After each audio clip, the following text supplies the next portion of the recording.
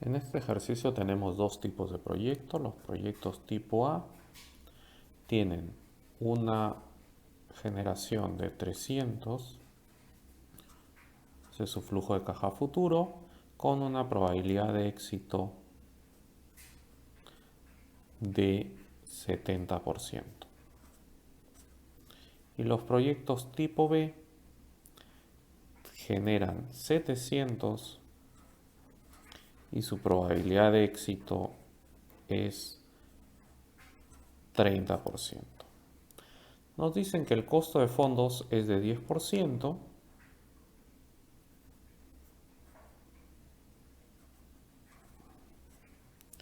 y que la probabilidad o la proporción de cada uno de estos tipos, de los dos tipos de proyectos, es 50-50. Con esos datos generales vamos a resolver las distintas preguntas. En la parte A nos dicen que nos pongamos en el escenario en el que el banco puede identificar cada proyecto, cuánto le cobraría a cada uno. Bueno, si el banco puede identificar,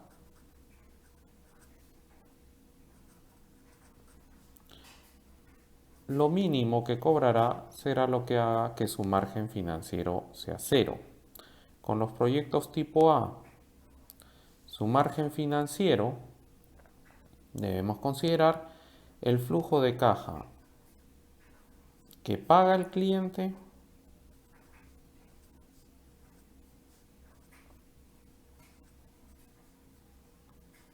y el flujo de caja que paga el banco al devolverle a sus depositantes o a quien sea que le provee los fondos esa inversión. ¿Ok? La inversión es $100, no lo habíamos mencionado. Entonces pongamos esto un poco más a la derecha para poder comparar los dos proyectos. En el caso del proyecto A, el cliente paga solo el 70% de las veces. Entonces pongamos 0.7 por 100 por 1 más RA.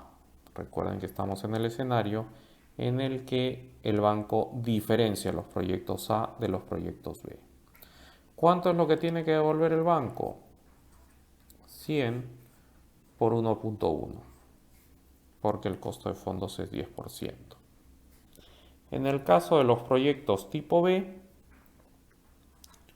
lo que paga el cliente solo va a ocurrir el 30% de las veces.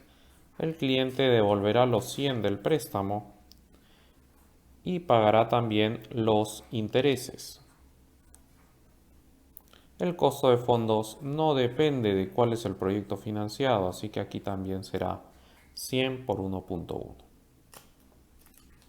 Con eso en mente, podemos plantear la ecuación 0.7 por 100 por 1 más RA tendrá que ser igual a 110.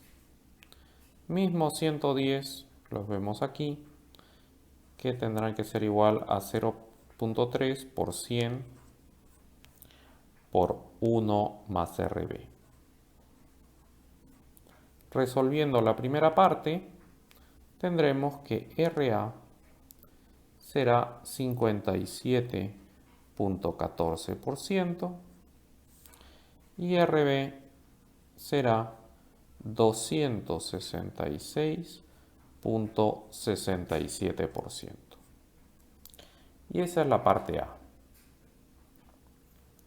En la parte B nos planteamos el escenario cuando el banco no identifica.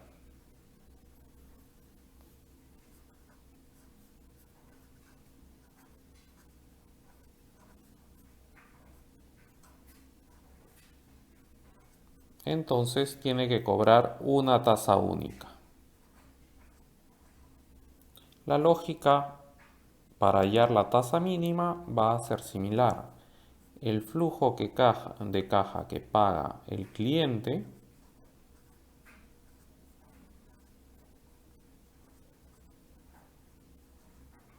Ahora tendrá que tomar en consideración que hay 50% de proyectos tipo A y 50% de proyectos tipo B. Por lo tanto, será 0.5 por 0.7 por 100 por 1 más R, porque ahora la tasa es única, ya no tiene sentido distinguir RA y RB, más 0.5 por el flujo esperado de un proyecto tipo B, 0.3 por 100 por 1 más R. Y esto tendrá que ser igual al costo de fondos, que es 110. Bien, podemos resolver esta ecuación y vamos a obtener que R en este caso es igual a 120%. ¿Ok?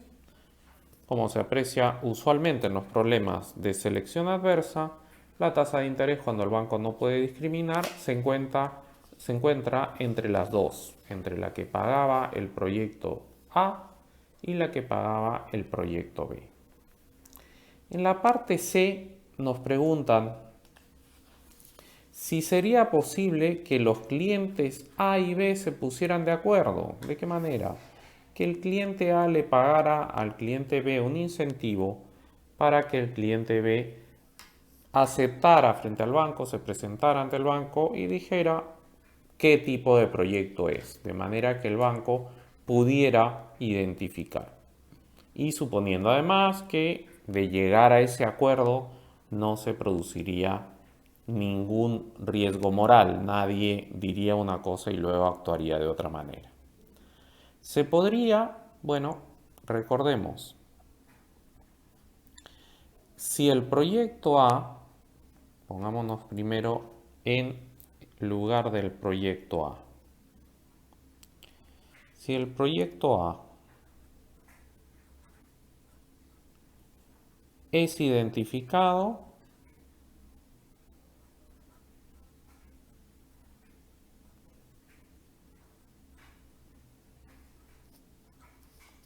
el beneficio esperado para el titular del proyecto A sería, recordemos, 0.7 o 70% de las veces el proyecto tiene éxito. Cuando tiene éxito genera 300. Y en ese caso lo que tiene que pagar es 100 por la tasa que hallamos en un apartado anterior, que era 57.14. O sea, por 100 por 1.5714.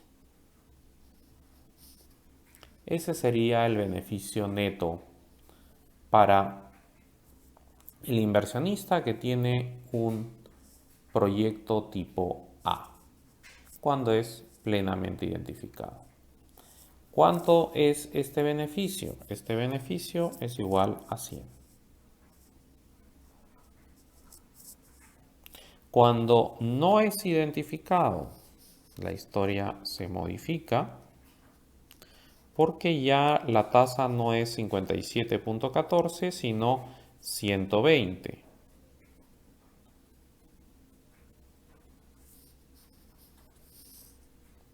Entonces, el resultado neto que obtiene el titular del proyecto tipo A será 0.7 por 300 menos los 100 que le prestaron por esa tasa de 120%, con lo cual es 1 más 1.2 será 2.2. El resultado en este escenario es que el negocio le va a dejar 56 a quien promueve ese proyecto tipo A. ¿Ok? No hay un problema de racionamiento de crédito porque sigue siendo positivo el beneficio. ¿Ok? Menor, lógicamente, que cuando es adecuadamente identificado. Con el proyecto B, ¿qué sucede?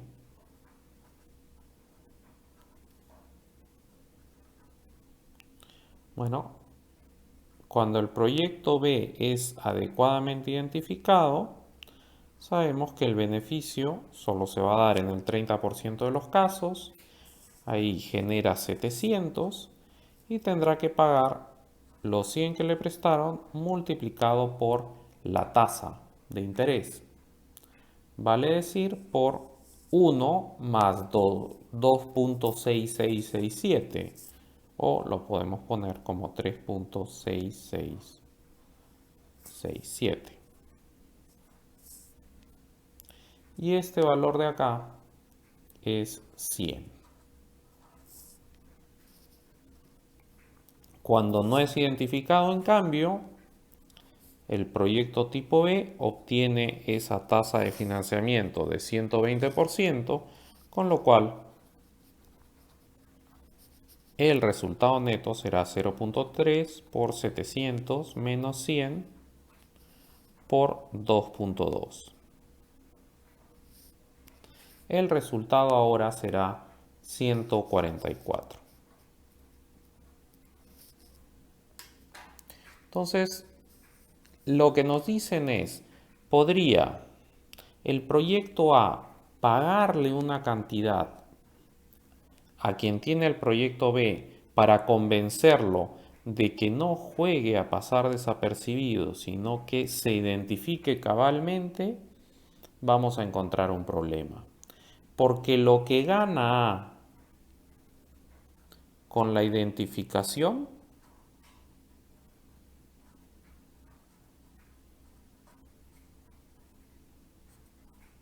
es exactamente 100 menos 56, o sea, 44. Entonces, lo máximo que le podría dar A B para convencerlo de que se identifique sería 44. Si no, prefiere, bueno, que siga la idea o el escenario en el que no son identificados los proyectos y A, bueno, vería reducido su beneficio en 44. Sin embargo, lo que gana B